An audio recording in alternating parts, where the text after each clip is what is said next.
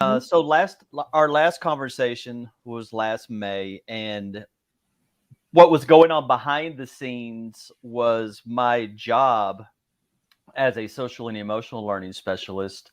That job position was being wiped away, and a new job description where I would have to put forth the ideology as part of my job was written into the job description, and I was in a position to where I had to reapply for my job. I would have been guaranteed to get that job back. So I chose to not reapply and to put a lot of energy into and quote unquote alternative DEI structure and SEL structure, and I've been working on a set of ideas to kind of replace what's in our culture right now.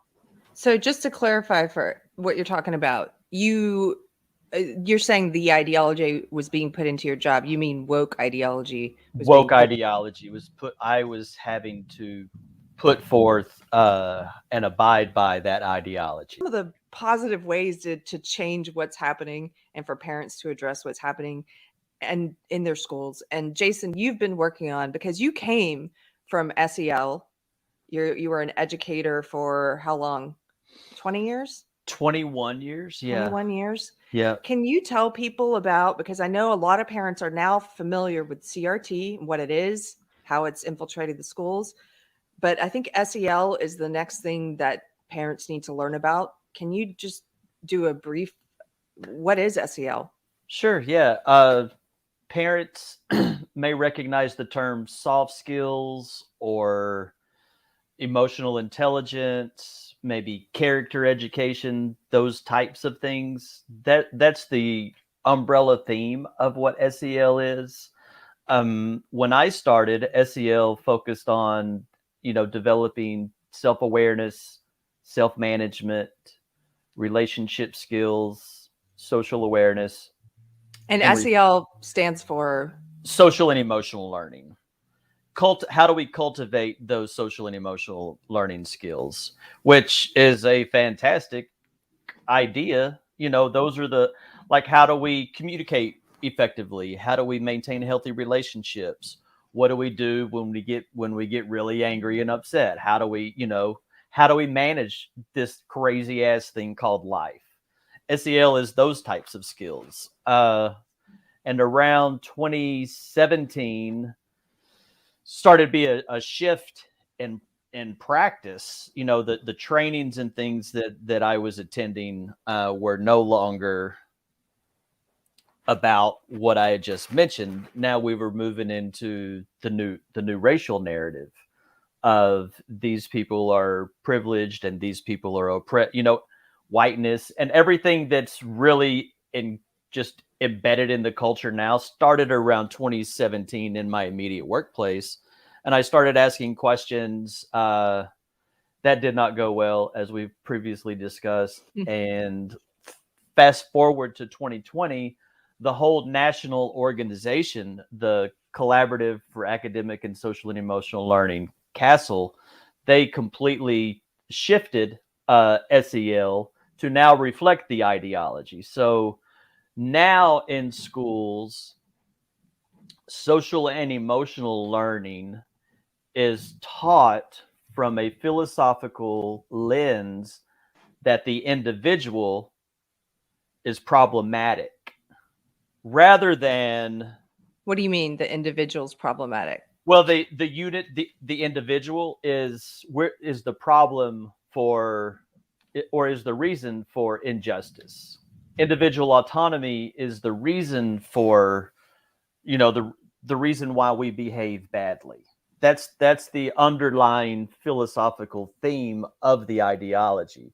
So now SEL is taught from a collectivist perspective.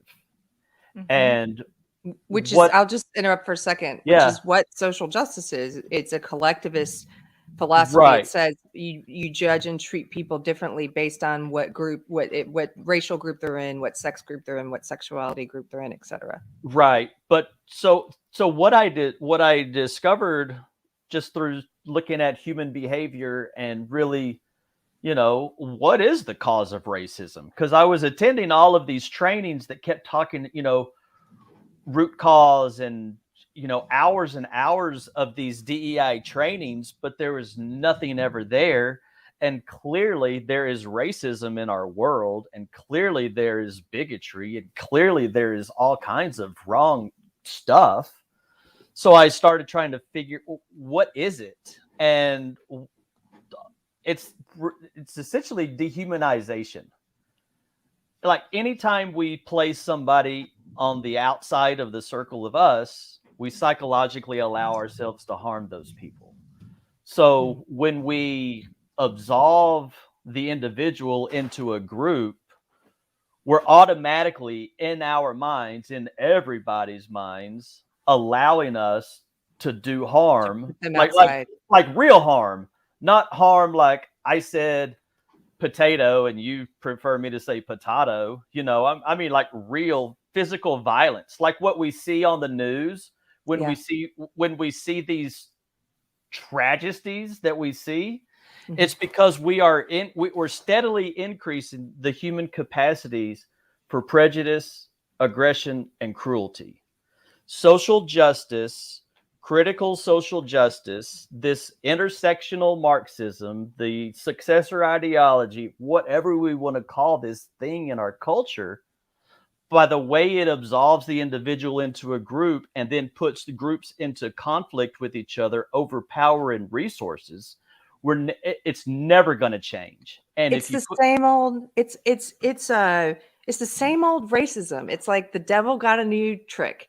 It's right, the same old bad ideology, but with new packaging, because it's still like we need to divide people into these right. racial groups. Well, and it's not just white people against black people. If you look at all of the let's take the rainbow flag and that whole organization. If you look at the fighting and splintering and lack of getting along within the inclusion community, it's not working, because even they are in conflict with each other over power and resources. So if we advance this thing has like 5 to 10 years to weed out of our culture, and it's going to take active pushing back, active, hey, let's do something different, hey, let's start talking about it differently, so more people will come talk about things like this with us.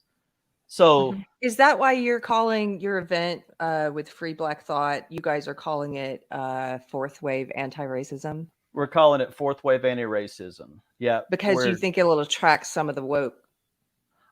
We hope it attracts everybody. We hope that the notion of human dignity and strengthening our common humanity is appealing to everybody. That's a way. The biggest that I can make my circle of us is to include everybody. Mm-hmm.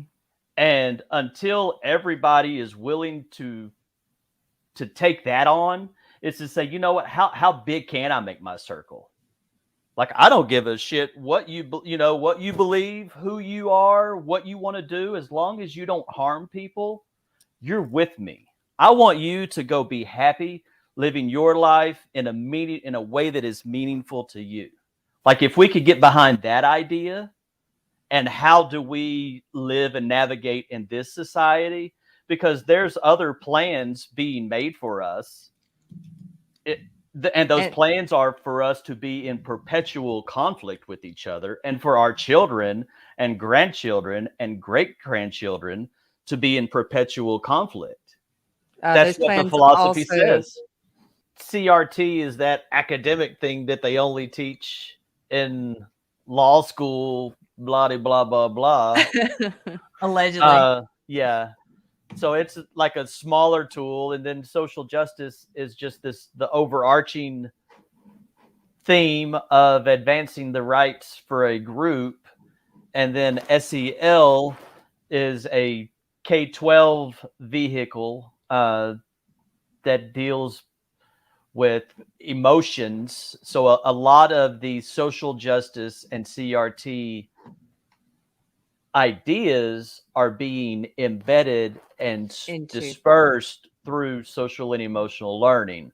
Now, not all social and emotional learning. I recently co-authored an essay with Eric Smith and is released on the Free Black Thought Substack. But we really break down the different, because there is a SEL that has combined social justice and CRT, and that's called transformational SEL. And that's what happened in 2020. It really kind of no longer became SEL, but it became transformational SEL. I think we have a link to this article you're talking about, by the way. If if you can put that one on the screen while he's talking. And if you're like, what the hell is like, what is this and this? And it's so like, it's supposed to be confusing because it's kicking this can down the road. I heard the word equity being used. And now when equity is that means equal outcomes. We're putting forth a radical idea of equal outcomes. But this is really breaking down the difference of the type of social and emotional learning that Eric and I are doing through Empowered Pathways versus what's happening in the world. And the metaphor for that is Eric and I are essentially minnows swimming upstream in a hurricane tornado. But we're raising awareness of what is happening, because one thing, human beings are social and emotional creatures by our design. Like that's what we do. That's how we interact. That's how we learn. That's how we grow. We form relationships, and we get mad, and we bounce back. We do all that. So we're trying to, and in this moment, we're all in a social and emotional crisis. These past 2 years have been hell on our humanity. They've been hell on our well-being. They've really been hard on relationships. So we're kind of being broken down on the social emotional level. So what we're doing is say, hey, it's not all bad. And for people that actually are looking to increase their personal well-being and increase relationships and increase just feeling better and being better and working with each other and not having elements of shame and resentment and mistrust in our groups, because that's what social justice does. Mm-hmm. We've developed, my big dream is, if empowered humanity theory, that's what we call it. If empowered humanity theory were embedded in every single DEI, diversity, equity, and inclusion bureaucracy, and in every single social and emotional learning program, the woke idea, it would dissolve within 2 or 3 years. So if there was a way for me to get that into every single one of those bureaucracies, these six attitudes and practices, it would replace what's happening in our institutions. So that article, just so everyone watching knows, Pirate dropped the link to it in the chat, and you can find, was tweeting something about how she would love to be able to explain slavery to someone, but she couldn't because CRT is banned. Now, first of all, you don't need CRT to talk about the history of slavery. We never had CRT in school when I was a kid, and we learned about the history of slavery. But second of all, she's admitting CRT exists and that people are trying to take it out of the public schools. And then in her comments, she had supporters who were then arguing it doesn't exist and that it's not in the schools. And so it's a conflict. It's a stupid conflict. I majored in history, and I was a history teacher, and I taught slavery. I taught every single horrible thing that happened in human history. I taught it from a perspective of, this awful thing happened. Why did it happen? How can we avoid it? What principles did these things violate? And how can we, because I was told that's how we're supposed to use history. So when I see this stuff recently, like CRT isn't teaching real history, I'm like, that is absolutely not true. And if that's the argument that you're making, you don't know what CRT is. So that's another thing, is we have people advancing ideas that they don't even know what they mean. Most people don't realize that CRT is a neo-Marxist tool. So it's a tool that is designed to erode the individual. Mhm. So why use it if that's what the tool is purposed for? Who either are busy like leaving the schools, creating their own schools, creating their micro schools or charter schools or places where they're already saying we're committed to independence. We're committed to being individuals. We're committed to the founding principles of America. Mhm. Yeah. And then Jason's program perfectly aligns with them rather than having to go banging our head against the brick wall of the people who don't want us. Yeah. Mhm. Well, I figured, thank you for that, Deb. You know, I figured I mean, this is a kind of a duh thing, but since social justice, they essentially blame bad human behavior for bad things that happen in the world.